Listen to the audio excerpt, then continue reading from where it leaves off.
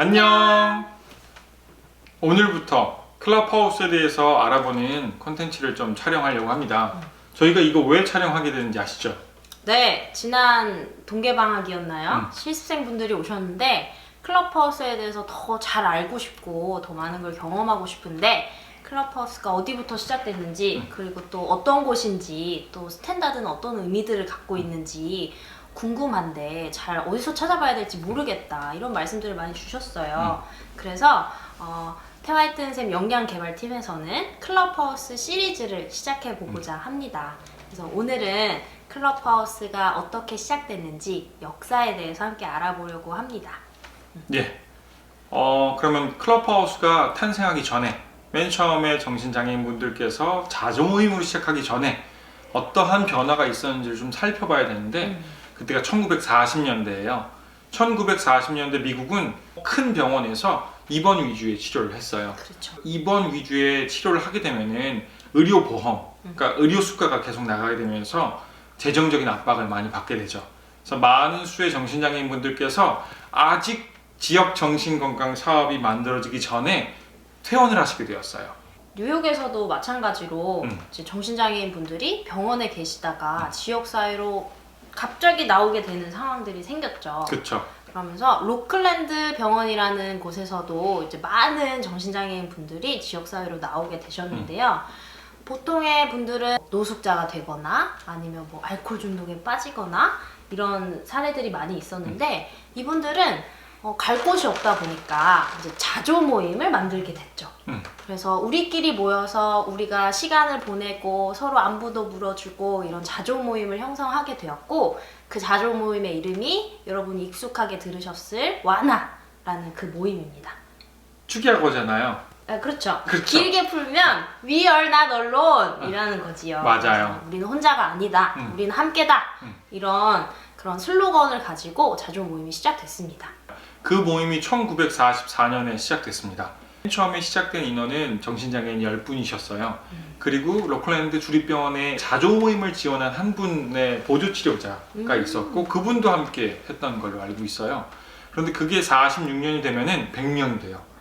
근데 원래는 조그만 인원이면 어떤 건물에서든 모일 수 있잖아요. 100명이 되니까 모일 데가 없는 거죠. 그쵸. 48년에 파운틴 하우스 재단이 설립됩니다.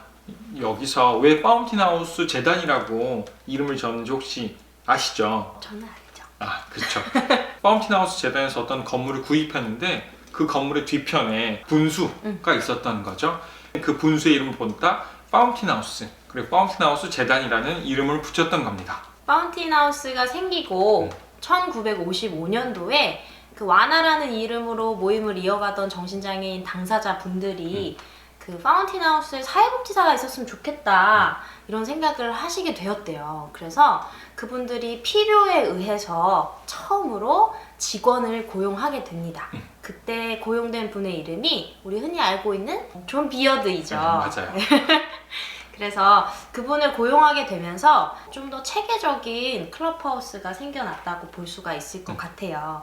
여기서 되게 중요한 점은 정신장애인 당사자가 기존의 병원에서 그냥 치료의 서비스를 받던 그런 존재에서 벗어나서 나의 삶을 위해서 그리고 우리의 공동체를 위해서 사회복지사를 직접 고용했다라는 게 굉장히 그 당시에 혁신적인 일이었던 것 같네요. 존 비어드 관장이 일중심의 일과를 시작했다라고 말씀을 드렸었는데 어떻게 일중심의 일과가 생겨났는지 궁금해서 좀 우리가 자료 조사를 하다 보니까 처음에 파운틴 하우스가 만들어졌던 그 건물을 존 비어드 관장이 여러 회원분들과 함께 청소도 하고 수리도 하면서 예쁜 클럽하우스로 만드는 작업들을 시작했다라고 나오더라고요.